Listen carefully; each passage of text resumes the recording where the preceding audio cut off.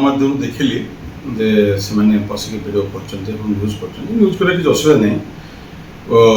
ମୁଁ ଯାହା ଖବର ପାଇଲି ଜବରଦସ୍ତି ପଶିଛନ୍ତି ଏବଂ ଏଭଳିଆ ନ୍ୟୁଜ୍ କରୁଛନ୍ତି।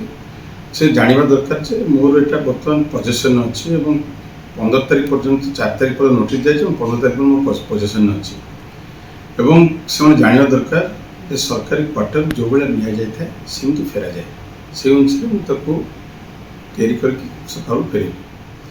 ସେ ଯେଉଁ ବିଭ୍ରାନ୍ତିକର ନ୍ୟୁଜ୍ ବିଶେଷ କରି ଗୋଟେ ମାନେ ଚ୍ୟାନେଲ୍ ଏବଂ କିଛି ସମ୍ବାଦପତ୍ର ଯେଉଁ ଲେଖୁଛନ୍ତି ବିଭିନ୍ନ ବିଭ୍ରାନ୍ତିକର ବଙ୍କର ଏବଂ ବିଭିନ୍ନ ଦେଖୁଛି ମିଡ଼ିଆରେ, ମୋତେ ଦୁଃଖ ଲାଗୁଛି ଯେ ମିଡ଼ିଆମାନଙ୍କୁ ସଦ୍ବୁଦ୍ଧି ଦିଆଯାଉ ଯେ ମୁଁ ଓଡ଼ିଶାର ସାଂଗଠନିକ ସମ୍ପାଦକ ଥିଲି। ବିଭିନ୍ନ ନେତାମାନେ ଆସୁଥିଲେ, ଓଡ଼ିଶାର କର୍ମୀମାନେ ଆସୁଥିଲେ, ସେମାନଙ୍କର ବସିବା ଜାଗାକୁ ରଖିବା ପାଇଁ ମୁଁ ଗୋଟେ ଏକ୍ସଟେନସନ୍ ଟେମ୍ପୋରାରୀ ଏକ୍ସଟେନସନ୍ କରାଯାଇଥିଲା, ଯେଉଁଥିରେ ଲୋକମାନେ ରହିକି କାମ କରିପାରିବେ, ଗ୍ରିଭାନ୍ସକୁ ଆଡ୍ରେସ୍ କରିପାରିବେ ଏବଂ ସମ୍ମାନ ସହିତ ବସାଇ ପାରିବେ।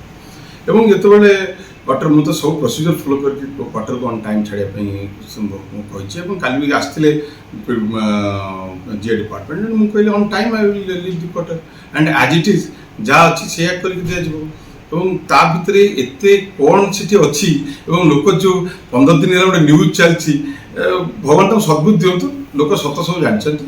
ମୋର କାମ ହେଲା ଓଡ଼ିଶାବାସୀଙ୍କର କାମ କରିବା ଏବଂ ମୁଁ ଯେହେତୁ ସଂଗଠନ ସମ୍ପାଦକ ଥିଲି, ବିଜୁ ଜନତା ଦଳର ସମସ୍ତ କର୍ମୀ ନେତାମାନେ ଆସନ୍ତି ଏବଂ ସମସ୍ତେ ବିଭିନ୍ନ ଜାଗାରେ ବସିବା ଏବଂ ତାଙ୍କ ସମ୍ମାନ ସହିତ ବସିବା ମୋର କର୍ତ୍ତବ୍ୟ ଥିଲା ଏବଂ ସେ ଅନୁସାରେ କାମ କରାଯାଇଛି ଏବଂ ମୁଁ କ୍ୱାର୍ଟର ଯେମିତି ଥିଲା ସେମିତି ଫେରେଇବି।